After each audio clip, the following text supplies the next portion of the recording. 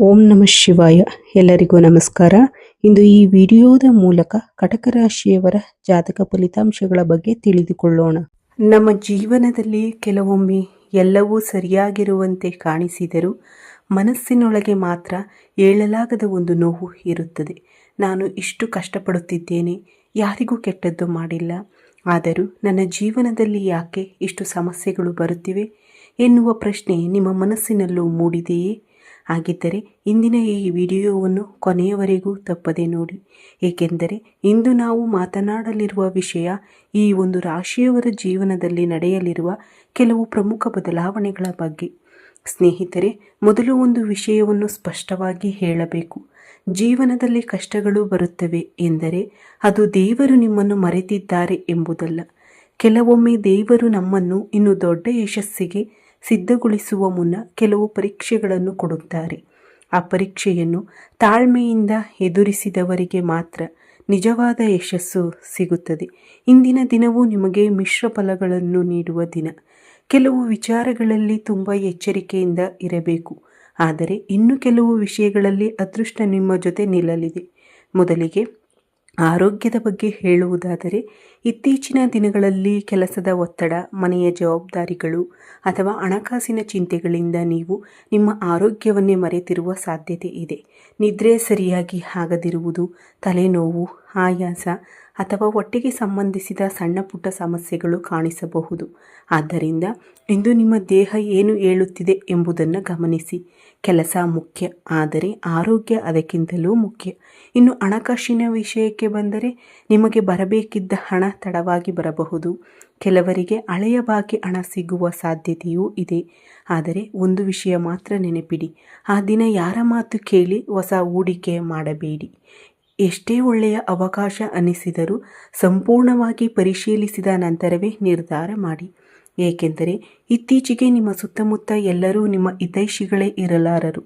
ಕೆಲವರು ನಿಮ್ಮ ಯಶಸ್ಸನ್ನು ನೋಡಿ ಖುಷಿಪಡುವುದಿಲ್ಲ. ಮುಖಕ್ಕೆ ನಗುತ್ತಾ ಮಾತನಾಡಿದರೂ ಮನಸ್ಸಿನಲ್ಲಿ ಬೇರೆ ಯೋಚನೆ ಇರಬಹುದು. ಆದ್ದರಿಂದ ನಿಮ್ಮ ಭವಿಷ್ಯದ ಯೋಜನೆಗಳನ್ನು ಎಲ್ಲರಿಗೂ ಹೇಳುವ ಅಗತ್ಯವಿಲ್ಲ. ಕೆಲವು ವಿಚಾರಗಳನ್ನು ನಿಮ್ಮೊಳಗೆ ಇಟ್ಟುಕೊಂಡರೆ ಅದು ನಿಮಗೇ ಒಳ್ಳೆಯದು. ಇನ್ನು ಉದ್ಯೋಗದಲ್ಲಿರುವವರಿಗೆ ನಿಮ್ಮ ಕೆಲಸವನ್ನು ಮೇಲಾಧಿಕಾರಿಗಳು ಗಮನಿಸುವ ಸಾಧ್ಯತೆ ಇದೆ. ಹೊಸ ಜವಾಬ್ದಾರಿಗಳು ಬರಬಹುದು. ಮೊದಲಿಗೆ ಅದು ಸ್ವಲ್ಪ ಕಷ್ಟ ಅನಿಸಬಹುದು, ಆದರೆ ಹೆದರಬೇಡಿ. ಅದೇ ಜವಾಬ್ದಾರಿ ಮುಂದಿನ ದಿನಗಳಲ್ಲಿ ನಿಮ್ಮ ಬೆಳವಣಿಗೆಗೆ ಕಾರಣವಾಗಬಹುದು. ವ್ಯಾಪಾರ ಮಾಡುವವರಿಗೆ ಸಹ ಇಂದು ಒಳ್ಳೆಯ ದಿನ.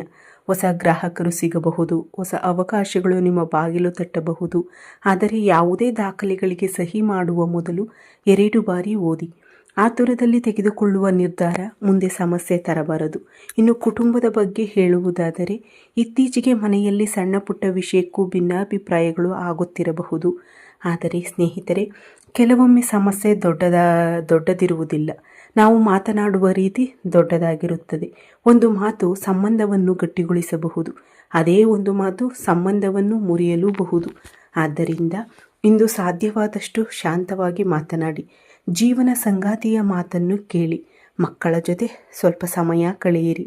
ನಿಮ್ಮ ಮನೆಯವರ ಜೊತೆ ಕುಳಿತು 10 ನಿಮಿಷ ನಗುತ್ತಾ ಮಾತನಾಡಿದರೆ ಅರ್ಧ ಸಮಸ್ಯೆಗಳು ಅಲ್ಲೇ ಮುಗಿದು ಹೋಗುತ್ತವೆ. ಸ್ನೇಹಿತರೆ, ಈ ವಿಡಿಯೋದಲ್ಲಿ ಮುಂದೆ ಇನ್ನೂ ಒಂದು ಪ್ರಮುಖ ವಿಷಯವನ್ನು ಹೇಳುತ್ತೇನೆ. ಇತ್ತೀಚೆಗೆ ನೀವು ಅನುಭವಿಸುತ್ತಿರುವ ಕಷ್ಟಗಳು ಯಾವಾಗ ಮುಗಿಯುತ್ತವೆ? ದೇವರು ನಿಮ್ಮ ಜೀವನದಲ್ಲಿ ಬದಲಾವಣೆ ತರಲಿದ್ದಾನೆ ಎನ್ನುವುದಕ್ಕೆ ಸಿಗುವ 5 ಸ್ಪಷ್ಟ ಸಂಕೇತಗಳು ಯಾವುವು? ಒಂದು ಪ್ರಶ್ನೆ ಕೇಳುತ್ತೇನೆ. ನೀವು ಇತ್ತೀಚೆಗೆ ಯಾವುದೇ ಕಾರಣವಿಲ್ಲದೆ ತುಂಬ ಮೌನವಾಗಿದ್ದೀರಾ? ಮೊದಲು ಇದ್ದಂತೆ ಜೋರಾಗಿ ನಗುವುದೇ ಕಡಿಮೆಯಾಗಿದೆ ಅನಿಸುತ್ತಿದೆಯಾ? ಯಾರ ಜೊತೆಯೂ ನಿಮ್ಮ ನೋವನ್ನು ಹೇಳಿಕೊಳ್ಳಲಾಗದೆ ಎಲ್ಲವನ್ನು ಮನಸ್ಸಿನಲ್ಲೇ ಇಟ್ಟುಕೊಂಡು ಬದುಕುತ್ತಿದ್ದೀರಾ? ಹಾಗಿದ್ದರೆ ನೀವು ಒಬ್ಬರೇ ಅಲ್ಲ, ಈ ರಾಶಿಯ ಅನೇಕ ಜನರು ಇದೇ ಪರಿಸ್ಥಿತಿಯನ್ನು ಅನುಭವಿಸುತ್ತಿದ್ದಾರೆ. ಆದರೆ ಒಂದು ಒಳ್ಳೆಯ ಸುದ್ದಿ ಇದೆ. ನೀವು ಅನುಭವಿಸುತ್ತಿರುವ ಈ ಕಷ್ಟದ ದಿನಗಳು ನಿಧಾನವಾಗಿ ಕೊನೆಯ ಹಂತಕ್ಕೆ ಬರುತ್ತಿವೆ. ಯಾಕೆಂದರೆ ದೇವರು ನಿಮ್ಮ ಜೀವನದಲ್ಲಿ ಬದಲಾವಣೆ ತರಲಿರುವ ಅದಕ್ಕೂ ಮೊದಲು ಕೆಲವು ವಿಶೇಷ ಸಂಕೇತಗಳನ್ನು ಕೊಡುತ್ತಾರೆ. ಮೊದಲ ಸಂಕೇತ, ನಿಮ್ಮ ಮನಸ್ಸು ನಿಧಾನವಾಗಿ ಆಧ್ಯಾತ್ಮಿಕತೆಯ ಕಡೆಗೆ ತಿರುಗಲು ಆರಂಭಿಸುತ್ತದೆ. ಮೊದಲು ದೇವಸ್ಥಾನಕ್ಕೆ ಹೋಗಲು ಸಮಯ ಸಿಗುತ್ತಿರಲಿಲ್ಲ, ಆದರೆ ಈಗ ದೇವರ ಮುಂದೆ 5 ನಿಮಿಷ ಕುಳಿತರೂ ಮನಸ್ಸಿಗೆ ಒಂದು ವಿಚಿತ್ರ ನೆಮ್ಮದಿ ಸಿಗುತ್ತದೆ. ಓಂ ನಮಃ ಶಿವಾಯ. ಶ್ರೀರಾಮ ಸಾಯಿರಾಮ್ ಎಂದು ಜಪ ಮಾಡುವ ಆಸಕ್ತಿ ಹೆಚ್ಚಾಗುತ್ತದೆ. ಇದು ಸಾಮಾನ್ಯ ಸಂಗತಿಯಲ್ಲ. ನಿಮ್ಮ ಮನಸ್ಸಿಗೆ ದೇವರು ಧೈರ್ಯ ತುಂಬುತ್ತಿದ್ದಾರೆ ಎಂಬ ಸೂಚನೆ. ಎರಡನೆಯ ಸಂಕೇತ, ಬಹಳ ದಿನಗಳಿಂದ ನಿಂತಿದ್ದ ಕೆಲಸಗಳು ನಿಧಾನವಾಗಿ ಮುಂದೆ ಸಾಗಲು ಆರಂಭಿಸುತ್ತವೆ. ಇಷ್ಟು ದಿನ ಒಂದು ಫೋನ್ಗಾಗಿ ಕಾಯುತ್ತಿದ್ದೀರಾ, ಒಂದು ಕೆಲಸಕ್ಕಾಗಿ ಅರ್ಜಿ ಹಾಕಿದ್ದೀರಾ, ಯಾರಾದರೂ ಹಣ ಕೊಡಬೇಕಿತ್ತು ಆದರೆ ಕೊಡುತ್ತಿರಲಿಲ್ಲವೇ? ಅಂತಹ ವಿಷಯಗಳಲ್ಲಿ ನಿಧಾನವಾಗಿ ಚಲನೆ ಕಾಣಿಸಿಕೊಳ್ಳುತ್ತದೆ. ಮೊದಲಿಗೆ ಅದು ಸಣ್ಣ ಬದಲಾವಣೆ ಅನಿಸಬಹುದು, ಆದರೆ ನಂತರ ಅದು ದೊಡ್ಡ ಅವಕಾಶವಾಗಿ ಬೆಳೆಯುತ್ತದೆ. ಮೂರನೇ ಸಂಕೇತ, ನಿಮ್ಮ ಜೀವನದಲ್ಲಿ ಅನಿರೀಕ್ಷಿತವಾಗಿ ಒಬ್ಬ ವ್ಯಕ್ತಿ ಬರುತ್ತಾರೆ. ಅವರು ನಿಮ್ಮ ಜೀವನವನ್ನು ಸಂಪೂರ್ಣ ಬದಲಾಯಿಸದಿದ್ದರೂ ನೀವು ಸಿಲುಕಿಕೊಂಡಿರುವ ಸಮಸ್ಯೆಯಿಂದ ಹೊರಬರಲು ಒಂದು ದಾರಿ ತೋರಿಸುತ್ತಾರೆ. ಕೆಲವೊಮ್ಮೆ ಅದು ಸ್ನೇಹಿತನಾಗಿರಬಹುದು, ಕೆಲವೊಮ್ಮೆ ಹಿರಿಯರೊಬ್ಬರ ಸಲಹೆಯಾಗಿರಬಹುದು, ಕೆಲವೊಮ್ಮೆ ಸಂಪೂರ್ಣ ಅಪರಿಚಿತ ವ್ಯಕ್ತಿಯ ಮಾತು ಆಗಿರಬಹುದು. ಆದರೆ ಆ ಒಂದು ಮಾತು ನಿಮ್ಮ ಜೀವನದಲ್ಲಿ ದೊಡ್ಡ ಬದಲಾವಣೆಗೆ ಕಾರಣವಾಗಬಹುದು. ಆದ್ದರಿಂದ ಇಂದಿನಿಂದ ಯಾರ ಮಾತನ್ನು ತಕ್ಷಣ ತಳ್ಳಿ ಹಾಕಬೇಡಿ. ಒಳ್ಳೆಯ ಸಲಹೆ ಎಲ್ಲಿಂದ ಬೇಕಾದರೂ ಬರಬಹುದು. ಸ್ನೇಹಿತರೇ, ಒಂದು ವಿಷಯ ನೆನಪಿಡಿ, ನಿಮ್ಮನ್ನು ಇಷ್ಟು ದಿನ ಕೆಳಗೆ ಎಳೆಯಲು ಪ್ರಯತ್ನಿಸಿದವರಿಗಿಂತ ನಿಮ್ಮನ್ನು ಮೇಲೆತ್ತಲು ದೇವರಿಗೆ ಹೆಚ್ಚು ಶಕ್ತಿ ಇದೆ. ಆದ್ದರಿಂದ ಯಾರ ಬಗ್ಗೆ ದ್ವೇಷ ಇಟ್ಟುಕೊಳ್ಳಬೇಡಿ. ನಿಮ್ಮ ಕೆಲಸವನ್ನು ನೀವು ಪ್ರಾಮಾಣಿಕವಾಗಿ ಮಾಡುತ್ತಾ ಹೋಗಿ. ಉಳಿದದ್ದನ್ನು ಸಮಯವೇ ಉತ್ತರ ಕೊಡುತ್ತದೆ. ಇನ್ನು ಹಣಕಾಸಿನ ವಿಷಯಕ್ಕೆ ಬಂದರೆ, ಇಂದು ಆದಾಯ ಬರಬಹುದು, ಆದರೆ ಖರ್ಚುಗಳೂ ಕೂಡ ಬರಬಹುದು. ವಾಹನ ದುರಸ್ತಿ, ಮನೆಯ ಸಣ್ಣ ಕೆಲಸಗಳು ಅಥವಾ ಅನಿರೀಕ್ಷಿತ ವೆಚ್ಚಗಳು ಎದುರಾಗಬಹುದು. ಹಣ ಬಂದ ಕೂಡಲೇ ಎಲ್ಲವನ್ನು ಖರ್ಚು ಮಾಡುವ ಬದಲು ಸ್ವಲ್ಪ ಉಳಿತಾಯ ಮಾಡಿ. ಇನ್ನು ಮುಂದೆ ನಿಮಗೆ ಉಪಯೋಗವಾಗುತ್ತದೆ.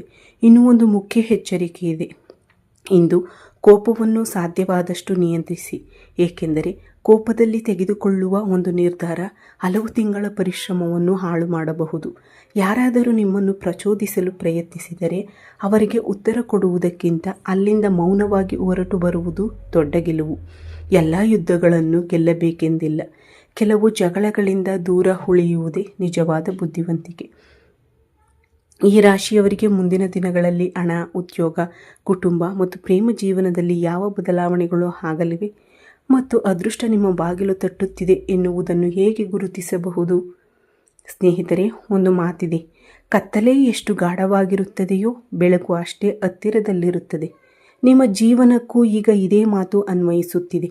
ಇಷ್ಟು ದಿನ ಒಂದರ ಹಿಂದೆ ಒಂದರಂತೆ ಸಮಸ್ಯೆಗಳು ಬರುತ್ತಿದ್ದವು.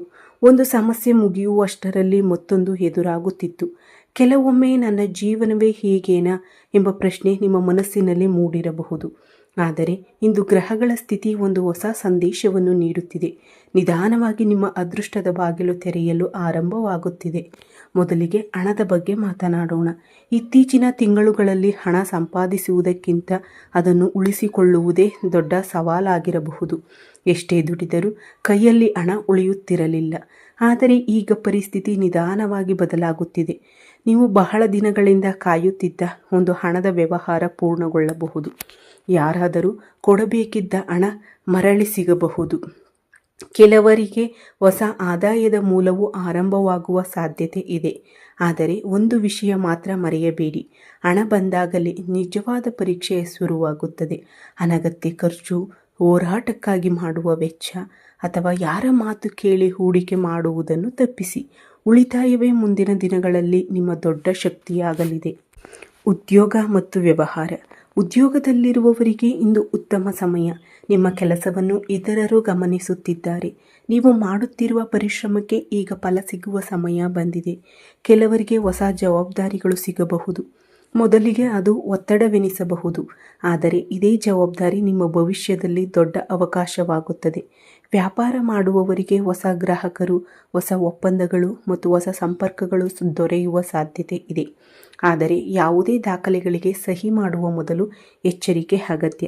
ಸ್ನೇಹಿತರೆ, ಮನುಷ್ಯ ಎಷ್ಟು ಹಣ ಸಂಪಾದಿಸಿದರೂ ಮನೆಯಲ್ಲಿ ಶಾಂತಿ ಇಲ್ಲದಿದ್ದರೆ ಆ ಸಂತೋಷಕ್ಕೆ ಅರ್ಥವಿರುವುದಿಲ್ಲ. ಇತ್ತೀಚೆಗೆ ಮನೆಯಲ್ಲಿರುವವರ ಜೊತೆ ಸಣ್ಣ ಪುಟ್ಟ ಭಿನ್ನಾಭಿಪ್ರಾಯಗಳು ಆಗಿರಬಹುದು. ಆದರೆ ನೀವು ಒಂದು ಹೆಜ್ಜೆ ಹಿಂದೆ ಸರಿದು ಮಾತನಾಡಿದರೆ ದೊಡ್ಡ ಸಮಸ್ಯೆಯು ಸುಲಭವಾಗಿ ಪರಿಹಾರವಾಗಬಹುದು. ಹಿರಿಯರ ಮಾತಿಗೆ ಬೆಲೆ ಕೊಡಿ. ಮಕ್ಕಳ ಜೊತೆ ಸಮಯ ಕಳೆಯಿರಿ. ಜೀವನ ಸಂಗಾತಿಯ ಭಾವನೆಗಳನ್ನು ಅರ್ಥ ಮಾಡಿಕೊಳ್ಳಲು ಪ್ರಯತ್ನಿಸಿ. ಕೆಲವೊಮ್ಮೆ ಅವರಿಗೆ ಬೇಕಾಗಿರುವುದು ದುಬಾರಿ ಉಡುಗೊರೆ ಅಲ್ಲ, ನಿಮ್ಮ ಸಮಯ ಮತ್ತು ನಿಮ್ಮ ಗಮನ. ಇನ್ನೊಂದು ಮುಖ್ಯ ವಿಷಯ, ನಿಮ್ಮ ಸುತ್ತಮುತ್ತಲಿರುವ ಎಲ್ಲರೂ ನಿಮ್ಮನ್ನು ಒಳ್ಳೆಯದನ್ನೇ ಬಯಸುತ್ತಾರೆ ಎಂದು ನಂಬಬೇಡಿ. ಕೆಲವರು ನಿಮ್ಮ ನಗುವಿನ ಹಿಂದೆ ನಿಮ್ಮ ನೋವನ್ನು ಹುಡುಕುತ್ತಾರೆ, ಮತ್ತೆ ಕೆಲವರು ನಿಮ್ಮ ಯಶಸ್ಸಿನ ಹಿಂದೆ ಅಸೂಯೆ ಪಡುತ್ತಾರೆ. ಆದ್ದರಿಂದ ನಿಮ್ಮ ಮುಂದಿನ ಯೋಜನೆಗಳನ್ನು ಎಲ್ಲರೊಂದಿಗೂ ಹಂಚಿಕೊಳ್ಳಬೇಡಿ. ಕೆಲವು ಕನಸುಗಳನ್ನು ಸಾಧಿಸಿದ ನಂತರ ಹೇಳಿದರೆ ಇನ್ನೂ ಚೆನ್ನಾಗಿರುತ್ತದೆ. ಆರೋಗ್ಯದ ವಿಷಯವನ್ನು ನಿರ್ಲಕ್ಷ್ಯ ಮಾಡಬೇಡಿ. ಅತಿಯಾದ ಒತ್ತಡ ನಿಮ್ಮ ದೇಹದ ಮೇಲೂ ಪರಿಣಾಮ ಬೀರುತ್ತದೆ. ತಲೆನೋವು, ಗ್ಯಾಸ್ಟ್ರಿಕ್, ನಿದ್ರೆಯ ಕೊರತೆ ಅಥವಾ ಆಯಾಸ ಕಂಡುಬಂದರೆ ಅದನ್ನು ಲಘುವಾಗಿ ತೆಗೆದುಕೊಳ್ಳಬೇಡಿ.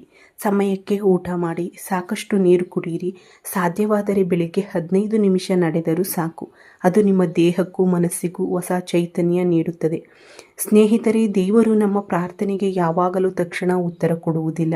ಕೆಲವೊಮ್ಮೆ ಅವರು ನಮ್ಮನ್ನು ಇನ್ನೂ ಬಲಿಷ್ಠರನ್ನಾಗಿ ಮಾಡಿ ನಂತರ ಆಶೀರ್ವಾದ ಕೊಡುತ್ತಾರೆ.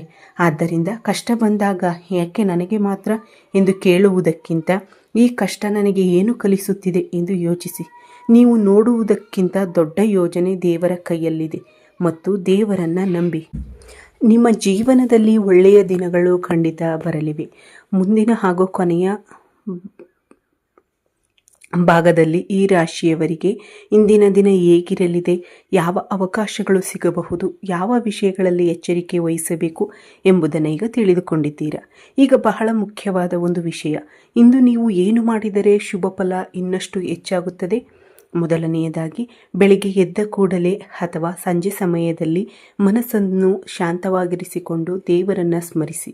ದೊಡ್ಡ ಪೂಜೆ, ದೊಡ್ಡ ಹೋಮ ಮಾಡಬೇಕೆಂಬ ಅಗತ್ಯವಿಲ್ಲ. ಮನಸ್ಸಿನಲ್ಲಿ ನಂಬಿಕೆ ಇದ್ದರೆ ಸಾಕು. ಸಾಧ್ಯವಾದರೆ ಓಂ ನಮಃ ಶಿವಾಯ ಎಂಬ ಮಂತ್ರವನ್ನು 108 ಬಾರಿ ಜಪಿಸಿ ಅಥವಾ ನಿಮ್ಮ ಇಷ್ಟ ದೇವರ ನಾಮಸ್ಮರಣೆಯನ್ನು ಮಾಡಬಹುದು. ಮಂತ್ರದ ಶಕ್ತಿ ಎಂದರೆ ಅದ್ಭುತಗಳು ನಡೆಯುತ್ತವೆ ಎಂಬುದಲ್ಲ, ಆದರೆ ಅದು ನಮ್ಮ ಮನಸ್ಸನ್ನು ಸ್ಥಿರಗೊಳಿಸುತ್ತದೆ. ಮನಸ್ಸು ಶಾಂತವಾಗಿದ್ದರೆ ನಿರ್ಧಾರಗಳು ಸರಿಯಾಗುತ್ತವೆ. ಸರಿಯಾದ ನಿರ್ಧಾರವೇ ಯಶಸ್ಸಿನ ಮೊದಲ ಹೆಜ್ಜೆ. ಇನ್ನೊಂದು ವಿಷಯ, ಇಂದು ಸಾಧ್ಯವಾದರೆ ಯಾರಿಗಾದರೂ ಸಹಾಯ ಮಾಡಿ. ಅದು ಹಣದಿಂದಲೇ ಆಗಬೇಕೆಂದಿಲ್ಲ. ಒಳ್ಳೆಯ ಮಾತು, ಒಂದು ನಗು ಅಥವಾ ಅಗತ್ಯವಿರುವವರಿಗೆ ಸ್ವಲ್ಪ ಸಮಯ ಕೊಡುವುದು ದೊಡ್ಡ ಸಹಾಯವೇ. ನಾವು ಮಾಡುವ ಒಳ್ಳೆಯ ಕೆಲಸಗಳು ಯಾವತ್ತೂ ವ್ಯರ್ಥವಾಗುವುದಿಲ್ಲ. ಅವು ಯಾವುದೋ ಒಂದು ರೂಪದಲ್ಲಿ ಮತ್ತೆ ನಮ್ಮ ಜೀವನಕ್ಕೆ ಮರಳಿ ಬರುತ್ತವೆ. ಇನ್ನು ಒಂದು ಎಚ್ಚರಿಕೆ, ಇಂದು ಯಾವುದೇ ವದಂತಿ ಅಥವಾ ಕೇಳಿದ ಮಾತನ್ನು ತಕ್ಷಣ ನಂಬಬೇಡಿ. ಯಾರಾದರೂ ಬಂದು ಮತ್ತೊಬ್ಬರ ಬಗ್ಗೆ ಕೆಟ್ಟದಾಗಿ ಹೇಳಿದರೆ ತಕ್ಷಣ ಪ್ರತಿಕ್ರಿಯಿಸಬೇಡಿ. ಸತ್ಯ ತಿಳಿದುಕೊಂಡ ನಂತರವೇ ಮಾತನಾಡಿ. ಏಕೆಂದರೆ ಕೆಲವೊಮ್ಮೆ ಒಂದು ತಪ್ಪು ಅರ್ಥೈಸಿಕೊಳ್ಳುವಿಕೆಯೇ ವರ್ಷಗಳ ಸಂಬಂಧವನ್ನು ಹಾಳು ಮಾಡಬಹುದು. ಸ್ನೇಹಿತರೆ, ನೀವು ಈಗ ಅನುಭವಿಸುತ್ತಿರುವ ಕಷ್ಟ ಶಾಶ್ವತವಲ್ಲ. ಈ ದಿನವೂ ಕಳೆಯುತ್ತದೆ. ಒಂದು ದಿನ ನೀವು ಹಿಂದೆ ತಿರುಗಿ ನೋಡಿದಾಗ ಅಂದು ನಾನು ಸೋಲದೆ ನಿಂತಿದ್ದರಿಂದಲೇ ಇಂದು ಈ ಸ್ಥಾನದಲ್ಲಿದ್ದೇನೆ ಎಂದು ಹೆಮ್ಮೆ ಪಡುವ ಸಮಯ ಬರುತ್ತದೆ. ಆದ್ದರಿಂದ ನಿಮ್ಮ ಮೇಲೆ ನಂಬಿಕೆ ಇಡಿ. ನಿಮ್ಮ ಪರಿಶ್ರಮದ ಮೇಲೆ ನಂಬಿಕೆ ಇಡಿ. ಎಲ್ಲಕ್ಕಿಂತ ಮುಖ್ಯವಾಗಿ ದೇವರ ಸಮಯದ ಮೇಲೆ ನಂಬಿಕೆ ಇಡಿ. ಏಕೆಂದರೆ ದೇವರು ತಡ ಮಾಡಬಹುದು, ಆದರೆ ಅನ್ಯಾಯ ಮಾಡುವುದಿಲ್ಲ. ನಿಮ್ಮ ಪ್ರಾಮಾಣಿಕ ಪರಿಶ್ರಮಕ್ಕೆ ಫಲ ಸಿಗುವ ದಿನ ದೂರದಲ್ಲಿಲ್ಲ. ಇನ್ನು ಒಂದು ಚಿಕ್ಕ ಹೆಜ್ಜೆ ಇಡಿ. ನಾಳೆ ಅದೇ ನಿಮ್ಮ ದೊಡ್ಡ ಯಶಸ್ಸಿಗೆ ಆರಂಭವಾಗಬಹುದು. ಸ್ನೇಹಿತರೆ, ಈ ವಿಡಿಯೋ ನಿಮಗೆ ಇಷ್ಟವಾಗಿದ್ದರೆ ಒಂದು ಲೈಕ್ ಮಾಡಿ. ಇಂತಹ ಆಧ್ಯಾತ್ಮಿಕ, ಜ್ಯೋತಿಷ್ಯ ಹಾಗೂ ಪ್ರೇರಣಾದಾಯಕ ಮಾಹಿತಿಗಾಗಿ ನಮ್ಮ ಚಾನಲನ್ನು ತಪ್ಪದೇ ಸಬ್ಸ್ಕ್ರೈಬ್ ಮಾಡಿ. ಈ ವಿಡಿಯೋವನ್ನು ನಿಮ್ಮ ಕುಟುಂಬದವರಿಗೂ ಸ್ನೇಹಿತರೊಂದಿಗೂ ಹಂಚಿಕೊಳ್ಳಿ. ಅವರಿಗೆ ಈ ಮಾಹಿತಿ ಉಪಯುಕ್ತವಾಗಬಹುದು. ಕೊನೆಯಲ್ಲಿ ಎಲ್ಲರೂ ಭಕ್ತಿಯಿಂದ ಒಮ್ಮೆ ಹೇಳೋಣ, ಓಂ ನಮಃ ಶಿವಾಯ, ಜೈ ಶ್ರೀರಾಮ್. ಧನ್ಯವಾದಗಳು. ಮತ್ತೆ ಮುಂದಿನ ವಿಡಿಯೋದಲ್ಲಿ ಭೇಟಿಯಾಗೋಣ.